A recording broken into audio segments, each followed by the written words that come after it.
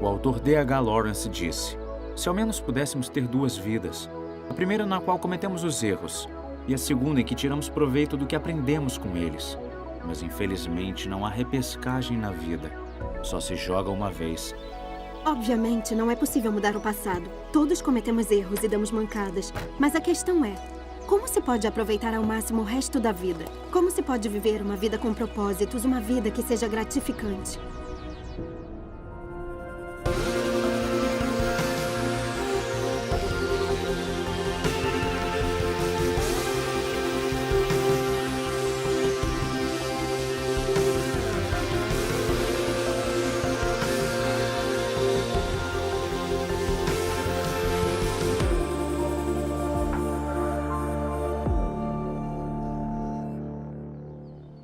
O apóstolo Paulo nos diz: portanto, irmãos, rogo-lhes pelas misericórdias de Deus, que se ofereçam em sacrifício vivo, santo e agradável a Deus. Este é o culto racional de vocês. Não se amoldem ao padrão deste mundo, mas transformem-se pela renovação da sua mente, para que sejam capazes de experimentar e comprovar a boa, agradável e perfeita vontade de Deus. Paulo diz: rompam com o passado, não se conformem com o padrão deste mundo. E com este mundo ele se refere ao mundo que se isolou de Deus. Uma tradução diz da seguinte forma: não deixe o mundo ao teu redor te espremer e te moldar à maneira dele. Em outras palavras, ouse ser diferente. Todos nós temos a necessidade de socializar e estar com outras pessoas e fazer parte dos grupos. Então, acho que não é uma pressão, acho que é uma necessidade humana mesmo. Sim, eu sempre, desde pequenininha, eu sempre quis ser aceita por todo mundo e me encaixar e fazer sentido num grupo. Então, isso é uma coisa que é decorrente até a minha vida adulta. Em alguns setores da sociedade, sim, mas isso não me afeta muito. Não tenho dificuldade de me encaixar. Ah, sim, bastante. Principalmente quando eu estava mais ou menos na 7ª série e entrei numa escola particular, vindo de uma escola pública e sendo negro. Não. Sim, todo o tempo, all the time. Sim, porque a gente tem que estar o tempo inteiro se encaixando em algo, numa comunidade, num emprego, na família, nos amigos. O tempo inteiro a gente tem que ser alguma coisa.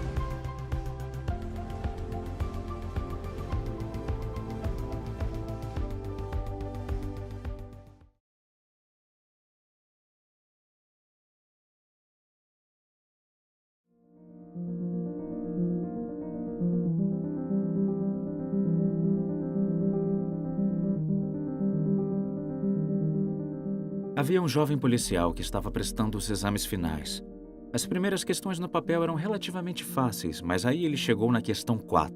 Ela era assim: você está patrulhando quando uma explosão ocorre numa tubulação de gás em uma rua próxima. Ao averiguar, você descobre que um enorme buraco se abriu na calçada e que há uma van capotada ali perto. Dentro da van há um forte cheiro de bebida. Os 2 passageiros, um homem e uma mulher, estão feridos. Você reconhece a mulher como a esposa do seu chefe de divisão, que no momento está em viagem pelos Estados Unidos. O motorista de passagem para e lhe oferece ajuda, e você percebe que é um homem procurado por assalto à mão armada. De repente, outro homem sai correndo de uma casa, gritando que a esposa está esperando um bebê e que o choque da explosão tornou o parto iminente. Um outro homem grita por socorro. Ele foi lançado em um canal por causa da explosão e não sabe nadar. Descreva em poucas palavras que ações você tomaria. O policial pensou por um momento, pegou a caneta e escreveu: eu tiraria meu uniforme e me misturaria com a multidão. No cotidiano, há muita pressão para nos misturarmos com a multidão, meio que nos mesclarmos em nome de uma vida mais fácil, mas fomos chamados para ser diferentes. Ser diferente não quer dizer ser estranho, não precisa falar com um linguajar religioso estranho, nem usar roupas estranhas, só precisa ser você mesmo. Oscar Wilde disse uma vez: seja você mesmo, todos os outros já existem. Jesus foi a pessoa mais autêntica e mais normal que já existiu. Ele foi o ser humano mais integrado possível. E Paulo disse: não se amoldem ao padrão, ou seja, não fique preso ao passado, faça um novo começo. Ser você mesmo é altamente libertador. Eu não sei você, mas eu acho que às vezes temos medo da mudança. Talvez você tenha vindo ao Alpha porque viu uma mudança em um amigo ou membro da família. Algo na vida deles chamou a atenção. E você quis saber por quê. Mas ao mesmo tempo pensa, sei lá, mas quero ser assim. O que significaria fazer esta mudança? Deus não está pedindo que deixe para trás coisas boas. Ele quer o melhor para a sua vida. Ele só pede que você deixe o lixo da sua vida para que você possa tomar posse de todos os tesouros que Ele tem reservado para você. Um dos tesouros que Paulo menciona é o amor sincero. São Paulo escreve: o amor deve ser sincero. Dediquem-se uns aos outros com amor fraternal. Prefiram dar honra aos outros mais do que a si próprios. A palavra grega anupócritos significa literalmente sem hipocrisia. E foi essa a palavra usada nas peças gregas. Quando o ator usava uma máscara, isso era um upócritos, da qual veio a palavra hipócrita. E eu suponho que essa máscara é o que nós colocamos quando não queremos que uma pessoa veja quem realmente somos ou o que sentimos. Fazemos isso em nossos perfis em redes sociais. Ninguém põe uma foto de si mesmo parecendo feio. Encontramos a melhor foto possível, com a melhor iluminação e filtros. Mas nem sempre isso é real. E o perigo é, se tratarmos a vida desse jeito, então nossos relacionamentos e amizades poderão se revelar muito rasos ou superficiais. Mas não foi para isso que fomos criados. Fomos criados para relacionamentos significativos. E quando eu finalmente compreendi isso, eu entendi que se Deus me aceita do jeito que sou, apesar de saber as piores coisas sobre mim, então talvez eu mesma possa me aceitar. Quando você entende que Deus te ama do jeito que você é, pode tirar a máscara e ser você mesmo. Pode ser autêntico. E isso significa ser um ser humano amado por Deus. Quando isso acontece, você começa a vivenciar uma conexão real com outras pessoas. E vemos isto acontecer no Alpha, no grupo menor, quando as pessoas gradualmente tiram suas máscaras. Costumamos pensar que vamos impressionar as pessoas com nossas virtudes. Mas, na verdade, nos conectamos através das nossas vulnerabilidades. E é quando as pessoas começam a tirar a máscara que amizades profundas e incríveis começam a se formar. O amor sincero e autêntico é o contrário do amor superficial. Tem a ver com ser o mesmo em diferentes situações, ser consistente e ser íntegro. Tem a ver com dizer a mesma coisa sobre uma pessoa e para essa pessoa. Porque às vezes é tentador falar sobre as pessoas pelas costas, ou seja, fofocar sobre elas. O amor sincero envolve procurar dar mais do que receber. Isto se aplica a todas as áreas da vida, inclusive a sexual. Deus é o criador e projetista mais maravilhoso. E Ele deu os presentes mais incríveis. Ele deu o presente do casamento e do sexo. O sexo foi a ideia de Deus. Ele não foi surpreendido por isto. Ele não olha para baixo e pensa, ó céus, o que eles vão aprontar agora? O prazer é a invenção de Deus, não do demônio. O demônio tenta distorcer as coisas bonitas que Deus cria. E a Bíblia afirma a nossa sexualidade. Há um livro inteiro na Bíblia dedicado ao tema do amor e sexo, a luz, o contentamento e a satisfação trazidos. Mas o inventor e projetista também nos diz como este belo presente deve ser apreciado em sua totalidade. E o contexto bíblico é um compromisso vitalício dentro do casamento. Jesus citou o livro de Gênesis. Por esta razão, o homem deixará pai e mãe e se unirá à sua mulher, e eles se tornarão uma só carne. Em outras palavras, há o ato público do deixar e do compromisso, uma adesão. E é isso que a palavra em hebraico significa, estar grudado. E não só fisicamente, biologicamente, mas emocional, psicológica, espiritual e socialmente. E este é o contexto cristão para que esta união em uma só carne aconteça. E neste contexto, a liberdade e a alegria é emocionalmente comovente e lindo. É a visão de sexo e casamento mais positiva que existe. Na verdade, é de longe a visão mais romântica. E é plano de Deus, e é propósito de Deus. E o projetista diz, aqui tem um presente lindo. Mas não o estrague, porque pode se machucar com isto e ele é muito poderoso. Não existe essa coisa de sexo casual. Cada ato afeta esta união em uma só carne. Eu, às vezes, ilustro isto colocando 2 pedaços de papel juntos, com a figura de um homem e outro com a figura de uma mulher. Se você colá-los e depois tentar arrancar, vai ver o estrago que causa, o dano. Em toda a nossa sociedade, vemos corações partidos, pessoas feridas. Deus não quer que você se machuque. Por isso ele nos deu esta linda imagem de como as coisas podem ser e de como as coisas devem ser.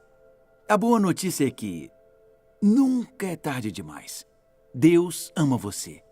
A sociedade para a qual Paulo escrevia como a nossa era uma sociedade onde os padrões de Deus não eram mantidos. E eles estragaram as coisas e foram feridos e magoados. Mas Paulo nunca os condena por isso. Ele apenas diz: não viva mais assim. De agora em diante, viva de forma diferente. Deus perdoa. Isto tem tudo a ver com o amor de Deus por você. E foi por isso que Jesus morreu por você, para que o passado possa ser perdoado, para que o passado possa ser apagado e para que as feridas, se houver feridas, possam ser curadas. Jesus quer restaurar a totalidade da sua vida e te dar um novo começo. Hoje pode ser um novo começo para você. Então, este é o amor sincero. Outro tesouro é o entusiasmo por Deus. Em Romanos 12:11, Paulo diz: nunca lhes falte o zelo. Sejam fervorosos no espírito, sirvam ao Senhor. Isto significa mantenha seu entusiasmo espiritual. O que importa é o entusiasmo.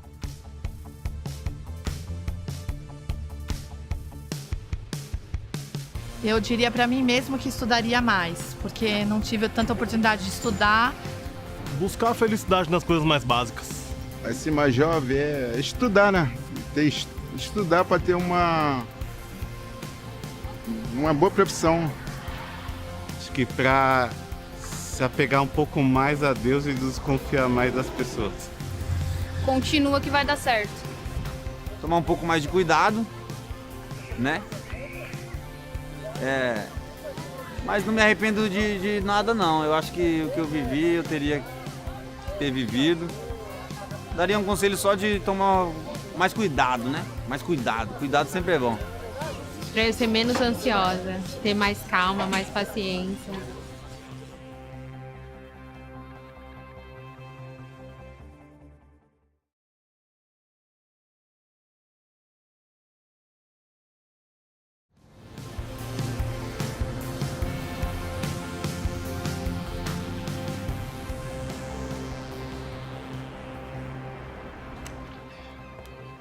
Eu não sei se você orou depois da última sessão, quando houve aquela oportunidade de pedir que Deus nos enchesse do Espírito Santo. Bom, se você orou, pode ter tido uma experiência incrível com Deus. Talvez tenha ficado muito mexido quando o Espírito Santo tocou seu coração de uma forma profunda. Talvez você tenha até achado avassalador. Ou talvez tenha ficado um pouco desapontado. Poderia dizer, eu esperava ter uma experiência incrível, mas, para ser honesto, não senti grande coisa. Ou talvez esteja pensando, eu achei muito difícil. Talvez esteja pensando, eu não achei nem um pouco fácil. Talvez tenha sentido vontade de fugir, talvez até tenha fugido. Mas, de certa maneira, isso realmente não importa, porque sentimentos têm altos e baixos. Um dia você pode estar ótimo e tudo está saindo muito bem, e no dia seguinte você acorda e se sente péssimo. Se você acorda numa segunda de manhã se sentindo péssimo após um incrível fim de semana, quer dizer que nada aconteceu? Claro que não. Você só deve estar cansado. O que importa é o seu relacionamento a longo prazo com Deus. Eu cresci como filho único. Era o bom menino da igreja e aos 18 anos, como muitos clichês ruins, eu me rebelei e me tornei um promotor de boate. E nos 10 anos seguintes, dos 18 aos 28, eu realmente subi na escala social de Nova York. Aos 28, eu já tinha conseguido muitas das coisas que eu achava que queria. Sabe, a minha namorada estava na capa de revistas, eu tinha um Beamer, tinha um Rolex, eu tinha um Labrador Retriever, tinha um grande piano no apartamento em Nova York e eu era muito infeliz. E alguma coisa despertou em mim, alguma coisa, sei lá, um entendimento talvez de que eu nunca encontraria a felicidade onde estava procurando. Nunca veria mulheres o bastante, drogas o bastante, festas o bastante. Acho que foi um olhar novo, ser capaz de olhar a fé novamente com um olhar novo. E eu me tornei tão atraído por um Jesus que andou por aí servindo aos pobres, andou por aí cuidando dos outros e vivendo uma vida íntegra. E tem um versículo de Tiago que diz: a religião que Deus, nosso Pai, aceita como pura e imaculada é esta: cuidar dos órfãos e das viúvas em suas dificuldades e não se deixar corromper pelo mundo. Eu só tinha dado mancada na vida. Não fiz nada por uma década e ainda corrompi as pessoas por dinheiro. Eu dei uma guinada radical na minha vida. Eu acabei vendendo todos os meus bens e entrei num grupo de médicos de uma missão humanitária de voluntários na África Ocidental, que trabalhavam num enorme navio-hospital. E me tornei fotojornalista deles e vi muitas coisas durante aqueles 2 anos. E eu acho que a coisa que mais me marcou foi ver aquelas pessoas bebendo água suja. Metade do país não tinha sequer a necessidade mais básica para a saúde. Metade do país não tinha água limpa para beber. E aí depois, quando eu voltei para Nova York, eu estava sedento. E foi esse o tema que tanto me motivou a trabalhar. A caridade, a água, definitivamente nasceu da minha experiência de fé, do meu retorno à igreja, a Cristo, a Deus de novo. E eu acredito que a ideia da caridade, a água, agrada muito a Deus. Eu acredito que a ideia de um mundo onde cada pessoa beba água limpa é tão fluida, tão alinhada com o coração de Deus, o coração do Pai. E é uma coisa incrível poder fazer isso com o meu trabalho. Nos últimos 9 anos, arrecadamos quase 200 milhões. Ajudamos mais de 5,5 milhões de pessoas no mundo todo a ter acesso à água potável. Então, conseguimos uma redução. E o mais importante, o número de pessoas sem água tinha caído de 1 bilhão para 660 milhões. Sabe, se eu olhar para trás, acho que essa ideia de tentar servir a Deus através do meu trabalho mudou tudo na minha vida. Mas acho que pode fazer isso onde você estiver, seja um banqueiro ou seja você um florista. Pode trazer os valores do reino nos quais acredita para o seu trabalho, na forma que você atende os seus clientes, como lidera os membros da sua equipe, na forma que apoia as outras pessoas. E isso é lindo. Paulo disse que se ofereçam em sacrifício vivo. Bem, esse é um ato voluntário, oferecer todo o nosso ser a Deus, todas as nossas vidas. Isso significa dar a Deus o nosso tempo, nosso bem mais valioso. Quando alguém deposita sua fé em Jesus, suas prioridades mudam e o relacionamento se torna a coisa mais importante. Não apenas com as pessoas, mas também com Deus. Sim, mas dar a Deus todo o nosso tempo não quer dizer que vamos passar todo o tempo lendo a Bíblia e orando. Investir tempo na comunicação com Deus vai transformar o seu relacionamento com Ele. E investir no relacionamento com outras pessoas também é importante. E não precisa fazer isso sozinho. A Alfa é só uma maneira de promover reuniões, mas também há outras formas, como igreja aos domingos. Também entregamos a Deus nossas ambições. Mas será que um cristão deve ser ambicioso? A resposta de Jesus a essa pergunta é sim. Na verdade, Jesus nos ordena a ter ambição. Ele disse: busquem, pois, em primeiro lugar o reino de Deus e a sua justiça, e todas essas coisas lhe serão acrescentadas. Em outras palavras, não faça de coisas secundárias sua ambição principal. Algumas pessoas fazem do dinheiro a sua ambição principal, mas vamos supor que você chegue ao fim da sua vida e tenha acumulado uma grande fortuna. Aí você chega no céu diante de Deus e ele te pergunta: o que fez com sua vida? E você responde: eu faturei todo esse dinheiro. Deus diria: poxa, isso é muito útil, podemos jogar banco imobiliário. Assim como segunda ambição é ótimo. Se você diz: eu quero ganhar rios de dinheiro porque eu sei que poderei usá-lo para ajudar os pobres, erradicar doenças e fazer a diferença neste mundo, isso é brilhante, é uma ótima ambição. Mas não faça disso a sua ambição principal. Seja generoso. O gesto de doar é muito libertador. Nós damos a Deus nosso tempo, nosso dinheiro, nossa ambição. E também com suas palavras, você pode arrasar o dia de alguém. Pode até arrasar a vida de uma pessoa. Mas também pode abençoar pessoas. Não custa nada, mas pode mudar a vida de alguém. Com nossa boca, vamos desestimulá-las ou encorajá-las. Com nossos olhos e ouvidos, olhamos e vemos coisas que nos fortalecem. E nossas mãos, nós as usamos para tirar ou para servir. O paradoxo é que achamos que fazendo isso, vamos perder a nossa liberdade. Mas, na verdade, esse é o caminho de encontrar a felicidade. Santo Agostinho disse: servir a Deus é a perfeita liberdade. E foi isso que descobri. Quanto mais eu sirvo a Deus, mais livre me sinto. Mas isso também tem um preço. Se oferecer em sacrifício vivo. Jesus não veio para tornar a vida fácil. Ele veio para tornar as pessoas ótimas. Mas surgirão desafios. Surgirá o desafio de deixar para trás o lixo de nossas vidas. O lixo de nossas vidas é lixo. Mas é duro deixar o lixo para trás às vezes porque nos apegamos muito a ele. Isto é parte do preço. E também tem o preço de estar disposto a levar a bandeira dele naquilo que pode ser um ambiente muito hostil mesmo. Então é segunda de manhã. Você volta ao trabalho. E você está do lado do bebedouro, alguns dos seus colegas estão por perto. Aí alguém se aproxima de você e diz: oi, que bom te ver. Como foi o seu fim de semana? Você diz: ah, meu fim de semana foi ótimo, muito obrigado.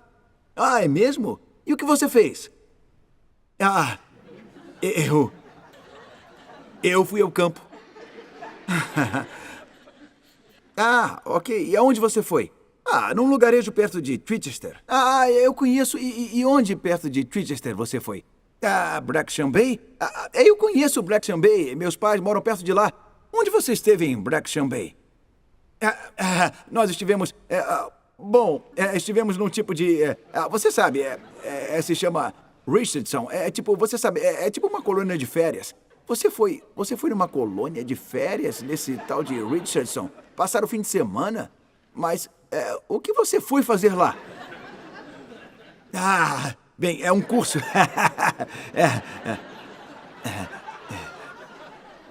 Está num curso?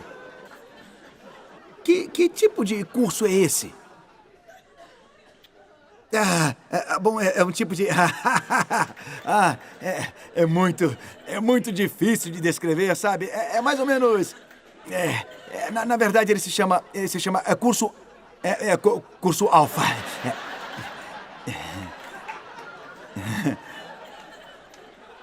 Você disse curso alfa? O curso alfa, eu já ouvi falar nele, eu vi todos aqueles outdoors e coisas sobre o curso alfa. O curso alfa. Mas o que é exatamente o curso alfa? Eu não sei, curso alfa, o que é isto? Bom, o curso alfa como é que eu vou descrever o curso alfa? Ele é um tipo, basicamente cristão.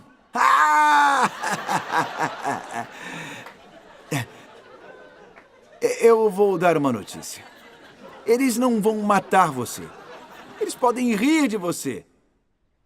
Mas isto é o pior que pode acontecer no nosso contexto. Existem alguns lugares no mundo onde poderiam matar você, mas aqui a pior coisa é que riram de você. Mas este pode ser um preço mais... Por quê? Por que deveríamos fazer isto? Por que nos oferecer como sacrifício vivo? Paulo disse, pelas misericórdias de Deus, em vista de tudo que Deus fez por você. Jesus sacrificou a vida dele por você. Ele te ama tanto que morreu por você. E nossa resposta é dizer, Senhor, eu te dou tudo. Eu te confio tudo. Eu me ofereço como sacrifício vivo. E o que Paulo diz é que quando você fizer isto, você descobrirá que a vontade de Deus para a sua vida é boa, agradável e perfeita, porque o diabo quer dizer a você que Deus é um estraga-prazeres, que ele quer estragar a tua vida. Não pode confiar nele. Se você se oferecer como sacrifício vivo, ele vai destruir você totalmente. Mas Paulo diz, não, o propósito dele para você é bom, é agradável. Isto vai agradar você e é perfeito. Você não pode melhorar o plano de Deus para a sua vida. Porque Jesus disse, eu vim para que tenham vida e a tenham plenamente.